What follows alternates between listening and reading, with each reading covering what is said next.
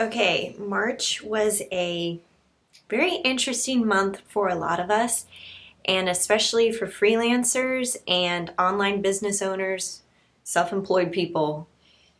This was really interesting.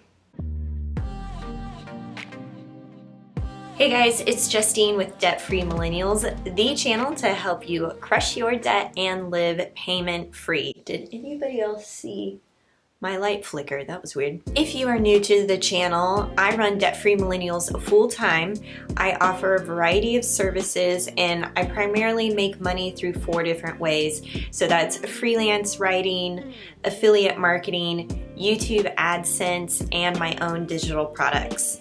So March, obviously with the lockdown and coronavirus going around, it's just been obviously impacting everybody in their jobs and their work. And I think, for me as a freelancer, there is no guarantee regardless of a pandemic. There's no guarantee that you're going to be making money, but you do have to set up a plan to help you figure out where that money is in different avenues. So if freelancing is scaling back, then how can I dump more of my energy into making video content for affiliates, that sort of thing.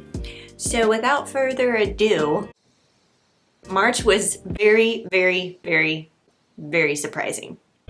Also, side note, you guys, check out this awesome cup that my friend made for me. It has the Debt Free Millennials logo on it, and on the back it says Boss Babe. This is so cool. She does all of these different glitter cups.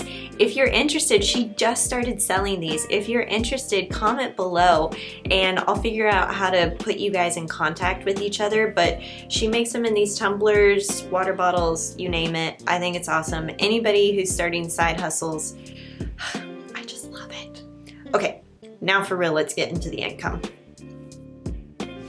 Okay, first up are my freelance gigs where I've been doing primarily blog post writing, videos, and I just started doing TikTok videos as well. That is all lumped into freelance gigs, and I brought in $6,950, which was 70% of my total income. I have a lot of thoughts on the freelance gigs, and I will get to that once we get into my wins and obstacles, but I'm so thankful that I was able to pull in that amount of money from freelance gigs alone. Next are the digital products. I brought in just $494 at 5%, and this was lower than last month's and February's income report. This is lower than that. So I have some thoughts on that as well. I'll save that. YouTube and Google AdSense brought in $533 at 5%. And my affiliate marketing portion brought in $2,027, which was 20% of my total income, which was double what I made in February, which is huge. So that brings me to a grand total of $10,004.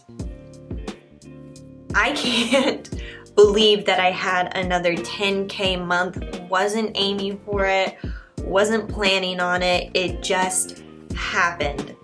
I'm so thankful for that. And I think part of the reason that it was so high, obviously freelancing is a big component of my revenue, but I have such amazing clients, and they're just a handful of them. I don't have a bunch of clients that I'm just taking everything from. I've been very selective with who I work with, which I think has helped me with my stress levels.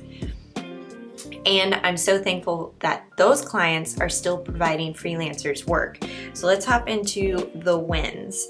So my quote for the wins is, every day I'm hustling. Because I am. I definitely feel like I've said yes to a lot of freelancing gigs, especially when, the lockdown was happening, more things were shutting down.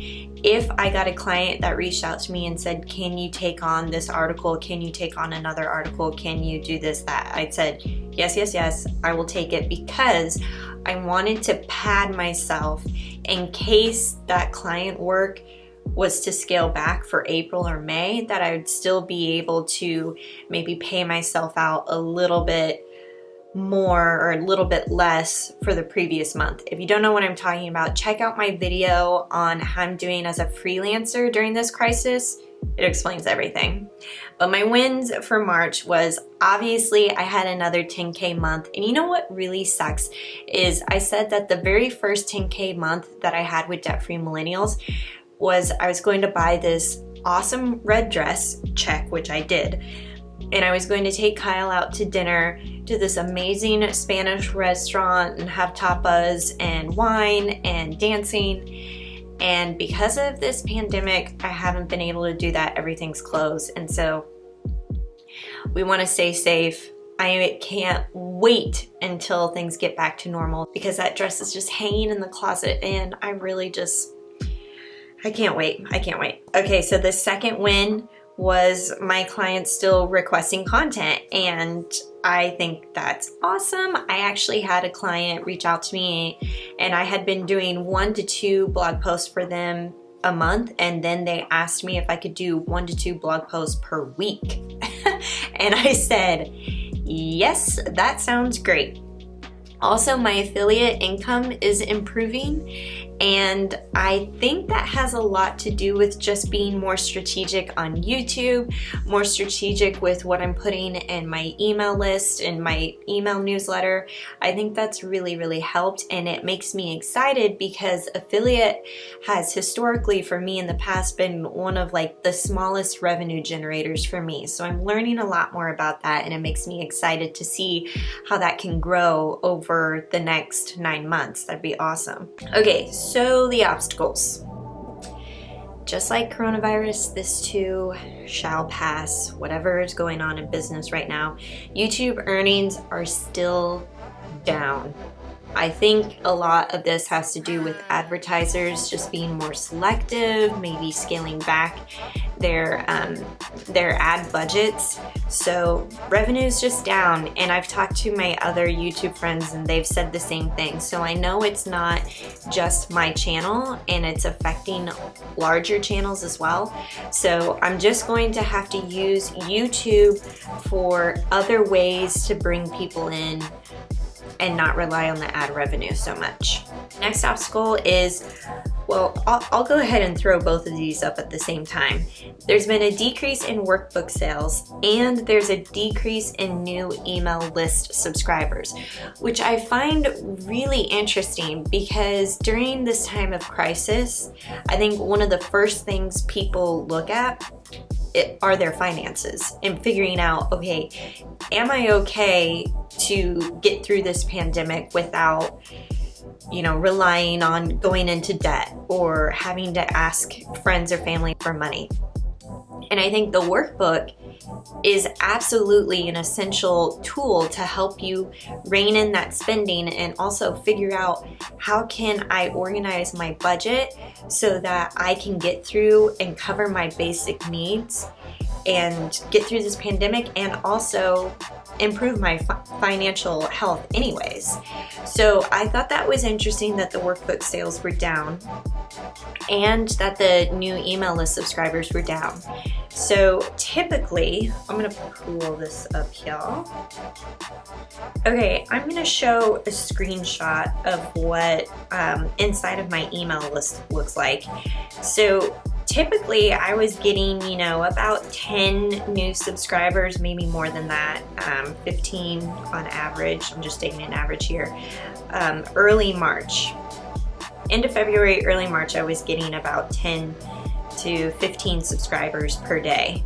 Then, as soon as this lockdown order went into effect, especially for California, it just seemed like things really dropped off.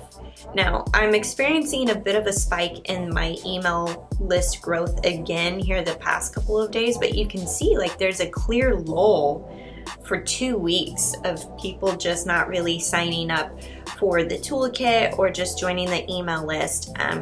So I found that really interesting that I think maybe people are so focused on taking care of their families and really just kind of looking inward instead of, you know, looking for resources outside, which is understandable. So I'm wondering if there are some ways that I can bring people back in so that we can come together as a community to help each other with our financial situation. If you want to be part of our community, I will drop a link to the toolkit. That is the budget spreadsheet that I've used since 2011, and you can join our email list.